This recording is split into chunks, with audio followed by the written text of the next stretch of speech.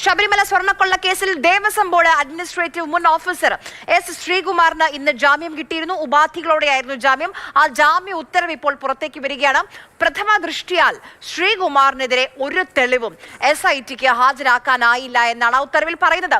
കണ്ണൻ നായർ വിവരങ്ങളുമായി നമുക്കൊപ്പം ചേരുന്നുണ്ട്. കണ്ണൻ, ഒരു തെളിവും ഹാജരാക്കാൻ കഴിഞ്ഞില്ല എന്നുള്ളത് ഗുരുതരമായ ഒരു പരാമർശം തന്നെയാണ്.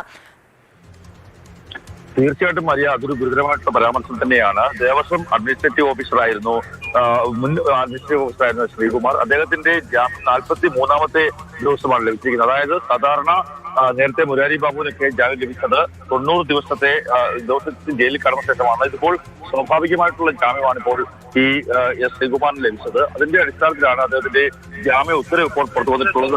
പ്രഥമ ദൃഷ്ട്യാ ശ്രീകുമാറിനെതിരെ ഒരു തെളിവും SITക്ക് ഹാജരാക്കാൻ സാധിച്ചിട്ടില്ല എന്നുള്ളതാണ് കണ്ടെത്തൽ. ദ്വാരപാലക ശില്പങ്ങൾ കൊണ്ടുപോകാൻ തീരുമാനിച്ച ശേഷമാണ് ശ്രീകുമാർ അവിടെ ഈ അഡ്മിനിസ്ട്രേറ്റീവ് ഓഫീസറായി നിയമിതനാകുന്നത്. അതായത് 2 ദിവസം മാത്രമാണ് ഈ ഉത്തരവ്, ഇതിൽ എല്ലാ തീരുമാനം എടുത്ത് 2 ദിവസം മാത്രമാണ് ശ്രീകുമാർ അവിടെ ഉണ്ടായിരുന്നത്. എക്സിക്യൂട്ടീവ് ഓഫീസറുടെ നിർദ്ദേശപ്രകാരം ശ്രീകുമാർ മഹസറിൽ ഒപ്പുവെക്കുക മാത്രമാണ് ചെയ്തത്.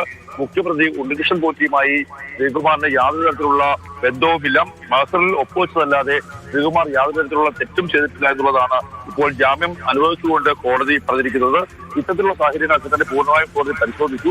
അത് പരിശോധിച്ച ശേഷമാണ് ഇപ്പോൾ ഇത്തരത്തിലുള്ള ഒരു തീരുമാനത്തിലേക്ക് കോടതി എത്തിയത്. ഇതിപ്പം നമുക്കറിയാം, കുറ്റപത്രം സമർപ്പിക്കാൻ SITക്ക് കഴിഞ്ഞിട്ടില്ല. സ്വാഭാവിക ജാമ്യം ലഭിക്കുന്നു. സ്വാഭാവിക ജാമ്യം ലഭിക്കുന്നതിന് മാത്രമല്ല, ഇപ്പോൾ തെളിവുകളൊന്നുമില്ല.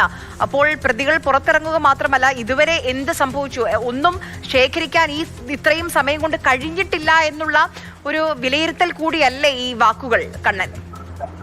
പ്രാഥമികമായി നമുക്ക് അങ്ങനെ തന്നെ വിലയിരുത്തേണ്ടി വരും. കാര്യം കുറേയേറെ നാളുകളായി SIT ഈ സംഭവവുമായി ബന്ധപ്പെട്ട് അന്വേഷണം നടത്തുകയാണ്. വിവിധ ആൾക്കാരെ അറസ്റ്റ് ചെയ്തു. അതിൽ ആദ്യം അറസ്റ്റിലായ മുരാരി ബാബു അടക്കമുള്ള ആൾക്കാർ ജാമ്യത്തിൽ ഈ ജയിലിൽ നിന്ന് പുറത്തിറങ്ങുകയും ചെയ്തു. 90 ദിവസത്തിനുള്ളിൽ ആദ്യ കുറ്റപത്രങ്ങളിൽ സമർപ്പിക്കാൻ സാധിക്കാത്തത് മൂലമാണ് ഇത്തരത്തിലുള്ള ആൾക്കാരൊക്കെ തന്നെ പുറത്തേക്ക് ഇറങ്ങുന്ന ഒരു അവസ്ഥ ഉണ്ടായത്. അതായത് പൂർണ്ണമായും തെളിവുകൾ SITക്ക് മുന്നിലേക്ക് എത്തിയിട്ടില്ല എന്നുള്ളത് തന്നെയാണ് നമുക്ക് മനസ്സിലാക്കേണ്ടത്, അല്ലെങ്കിൽ അനുമാനിക്കേണ്ടത്. അല്ലാത്ത പക്ഷം ഏതെങ്കിലും തരത്തിൽ തെളിവുകൾ പൂർണ്ണമായി ലഭിച്ചിരുന്നെങ്കിൽ അവർ കുറ്റപത്രം സമർപ്പിക്കാൻ സാധിക്കുമായിരുന്നു.